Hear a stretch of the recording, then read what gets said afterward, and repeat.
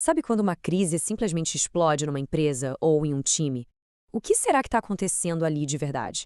Na maioria das vezes, o que a gente vê, a briga, o problema, é só a superfície. Vamos usar uma metáfora bem poderosa para ir mais fundo e entender a raiz do caos. E a chave para entender tudo isso está nessa frase. Essa ideia vira o jogo, né? A crise não é uma coisa que aparece do nada. Ela é, na verdade, o resultado inevitável de um copo que já vinha enchendo devagarinho há muito tempo. Então, vamos lá. A gota que transborda. Por onde a gente começa a desenrolar esse novelo? Pelo mais óbvio, claro, pelo escândalo, pela discussão mais quente. Aquele momento em que tudo parece que vai pelos ares. Olha, a tentação de culpar essa última gota, ela é enorme, né? Achar que aquele evento foi o problema. Mas o ponto aqui é outro. O convite é para a gente olhar para baixo, para o copo, e tentar entender o que já estava ali dentro, gota a gota, muito antes de tudo transbordar. Ok, então, o copo enchendo. Como é que esse copo enche? De onde vêm essas gotas? Quase sempre elas vêm do próprio sistema, sabe? Das pequenas falhas do dia a dia, das frustrações que vão se acumulando em silêncio. E uma fonte gigantesca dessa água, uma que a gente conhece bem, são os famosos silos organizacionais. Sabe como é? Aquele esquema em que cada departamento vira uma ilha, a comunicação não flui e cada um começa a ver só o seu pedacinho e não o todo. E olha só que interessante esse exemplo prático. Imagina a cena. O caixa olha o sistema e vê. Saíram 10 unidades de leite em pó. Tranquilo. Só que aí o repositor vai lá na prateleira e conta. Ué, para mim, saíram 11. E o comprador, no meio do caminho, ouve esses dois números que não batem, fica confuso, ignora os dois e compra só 8. Resultado? Uma compra errada. Percebe? Ninguém ali teve má intenção, mas a falta de diálogo gerou um prejuízo. É exatamente essa frustração que vai enchendo o copo. Beleza. Então, os problemas do sistema estão enchendo o copo com frustração.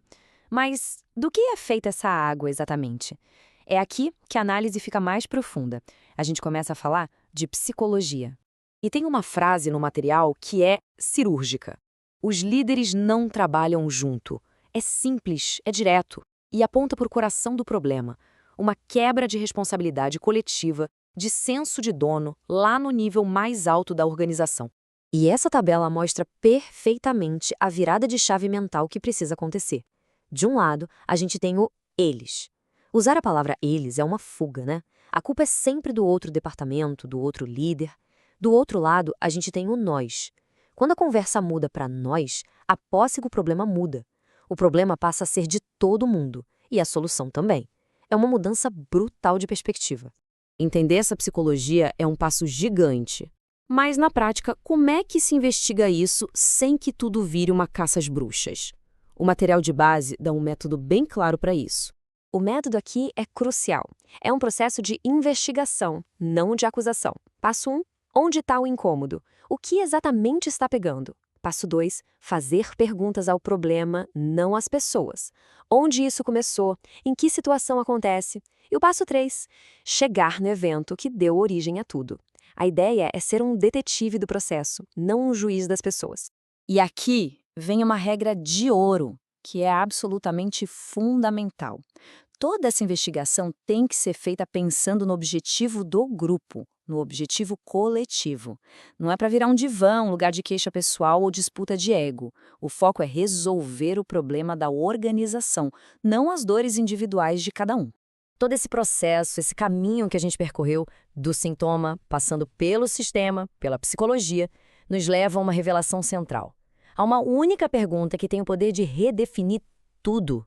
E a pergunta é essa: qual é a necessidade emocional individual de cada um? Olha o poder disso. A gente sai do processo da planilha e vai para o ser humano. A sugestão aqui é que a verdadeira fonte da água que enche o copo são essas necessidades emocionais que não estão sendo vistas, que não estão sendo atendidas dentro do sistema. Certo? E uma vez que esse elemento humano tão profundo vem à tona, o que acontece? A realidade muda. E para explicar essa nova realidade, o material usa uma analogia muito boa. Pensa nisso da seguinte forma. Primeiro, existe um cenário antigo. Um casal, duas pessoas, uma vida com certa previsibilidade. Aí, acontece um evento transformador, como a chegada de um bebê. E pronto, de repente surge um cenário completamente novo. É uma família de 3, uma realidade nova, exigente. É uma mudança irreversível. As regras e as expectativas antigas simplesmente não valem mais. Diante dessa nova realidade, seja em casa ou no trabalho, existem apenas 2 caminhos. O primeiro é encarar, viver com essa nova realidade e se organizar em torno dela.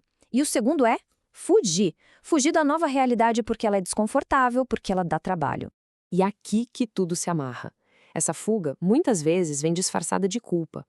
Falar os líderes não trabalham juntos é bem mais fácil, né?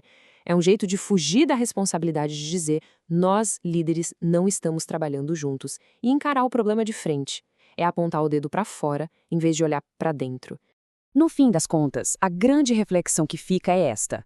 Diante de uma realidade nova e desconfortável no trabalho ou na vida, as ações que vemos ao nosso redor estão enfrentando esse cenário ou estão fugindo dele? Porque não se pode consertar um sistema, não se pode esvaziar o copo sem antes entender as pessoas que o compõem e entender a escolha que elas estão fazendo, juntas ou separadas, diante da nova realidade.